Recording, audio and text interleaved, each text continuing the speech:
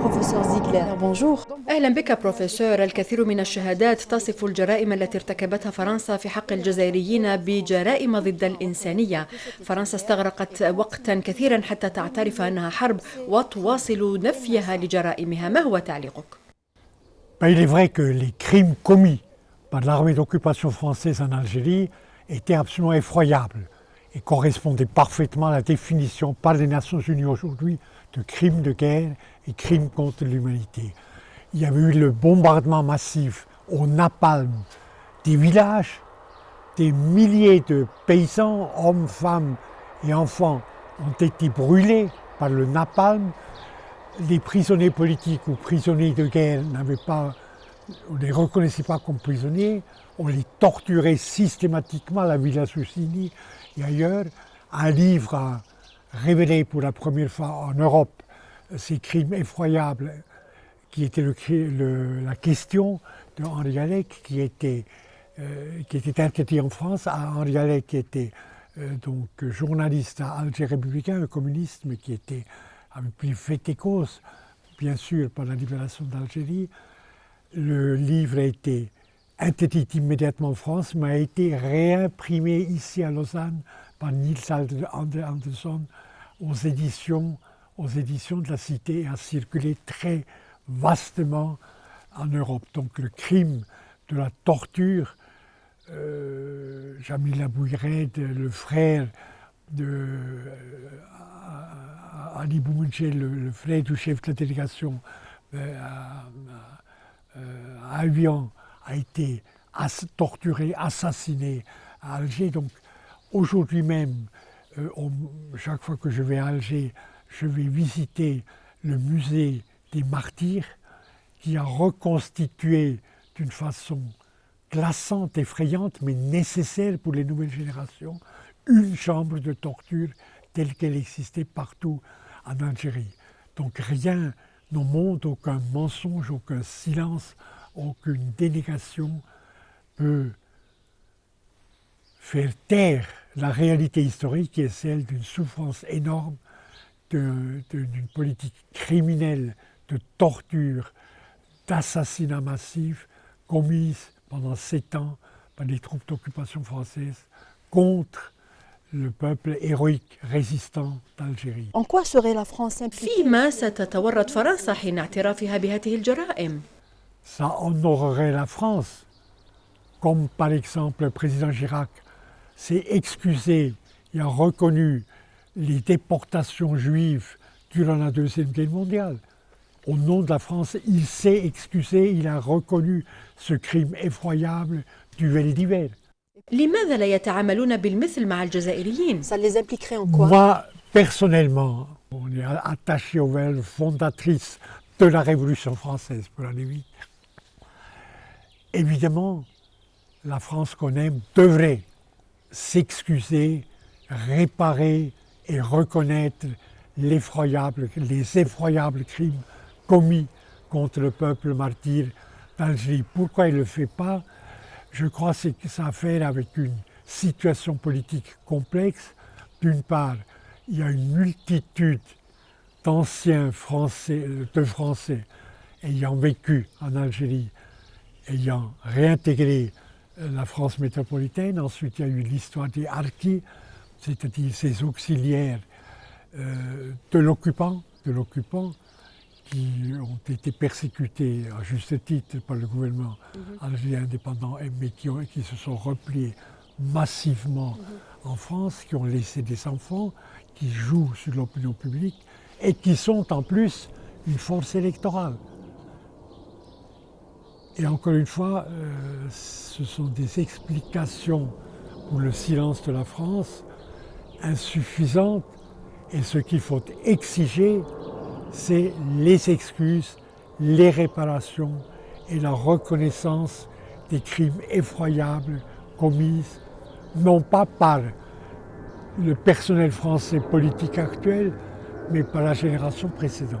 J'ajouterais que les crimes contre l'humanité et crimes de guerre, tels qu'ils sont définis juridiquement internationalement par le statut de Rome qui a donné naissance à la Cour pénale internationale, ou par la Convention sur le génocide de 1948, ces crimes-là ne connaissent pas de prescription.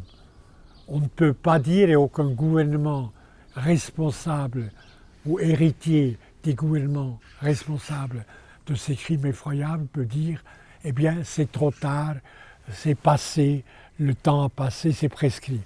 Selon le droit international tel qu'il existe aujourd'hui, le crime contre l'humanité, le crime de guerre, les violations des conventions de Genève ne connaissent pas de prescription. Et la nécessité de s'excuser, de réparer, de reconnaître ces crimes est d'une actualité permanente et ne disparaîtrait pas avec le temps. Deuxième question donc. السؤال الثاني يتعلق بمسألة فصل الصحراء والتجارب النووية المنفذة على أراضيها. معركة الاعتراف لم تكتمل بعد، الصور مرعبة والضحايا بالآلاف. ما هي قراءتك من المنظور القانوني؟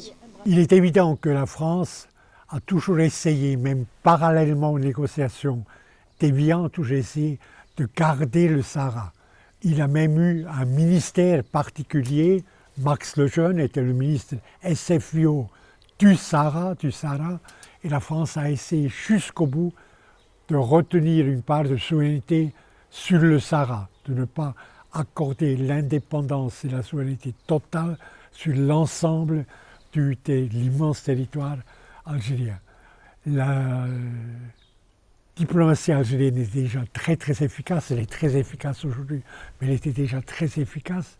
Les services extérieurs du GPRA à l'époque étaient très efficaces et ont pu empêcher le détachement du Sahara, mais n'ont pas pu empêcher les essais nucléaires qui ont mis en danger la vie de probablement de dizaines de milliers de personnes, qui sont un crime qu'il faut condamner et pour lesquels non plus il n'a jamais eu d'excuses et de reconnaissance. Mais il est évident que les essais nucléaires français sur le sol algérien, qui ont provoqué certainement des milliers et des milliers de morts, sont et restent un crime contre l'humanité. Dernière question, si vous permettez. 60 ans après la 60 سنة بعد إعلان قرار وقف إطلاق النار واستقلال الجزائر، ما هي تمثلات الوثيقة إفيان على الذاكرة الجماعية؟ الجزائر الجديدة والتعاون المتعدد أمام جيوسياسة دقيقة. Il est évident et c'est très important de comprendre que le succès d'Évian, le cessez-le-feu, puis la naissance de la République algérienne en juin 1962 ont une signification qui dépasse de très loin l'Algérie elle-même. D'abord, l'héroïsme, le combat victorieux du peuple algérien a ouvert la porte à la décolonisation des colonies françaises en Afrique. 18 pays sont devenus indépendants entre 60 et 65 grâce à la victoire algérienne. Il est vrai que l'Algérie aujourd'hui n'est pas un pays comme un autre. D'une part, la dimension internationale de la victoire qui a établi un gouvernement anti-impérialiste, rigoureux jusqu'à aujourd'hui. En 1963, l'Organisation de l'Unité africaine est née à Addis Abeba sous la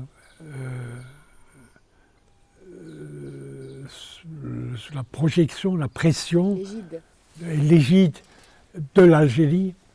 Nasser, Ben Bella, Modibo Keïta étaient des acteurs essentiels, des fondateurs de l'Organisation de l'Unité africaine, qui dès le début, avec l'appui décisif de l'Algérie, a appuyé les luttes de libération de l'époque en Afrique australe, la lutte de libération du Mozambique, de la Guinée-Bissau, de l'Angola, ensuite de l'ANC en Afrique du Sud, ensuite l'insurrection, la deuxième insurrection lumumbiste en 1964 au Congo. L'Algérie a joué un rôle essentiel dans la libération du continent. 1964, je prends un seul exemple, Lakhdar Brahimi, futur secrétaire général adjoint, un homme tout à fait remarquable des Nations Unies, était l'ambassadeur d'Algérie, donc de Ben Bella à l'époque, auprès de Nasser. Et Nasser et Ben Bella ont organisé, avec Lakhdar Brahimi, l'acheminement des armes aux insurrections lumumbyistes de 1964, qui ont été écrasées ensuite par l'aviation belge et américaine et par les mercenaires européens. Mais cette dimension internationale, Alger est devenue la capitale du tiers-monde pour aller vite. Où Che Guevara s'est ressourcé, a trouvé des alliés, des amis. Ensuite, les Palestiniens, jusqu'à ce jour, les Palestiniens ont un seul allié permanent et une fidélité totale, qui est l'Algérie. Je peux en parler parce que, enfin, dans mon tout petit... Et aussi pour les Sahraouis, allez-y. Et aussi pour les Sahraouis, parce que je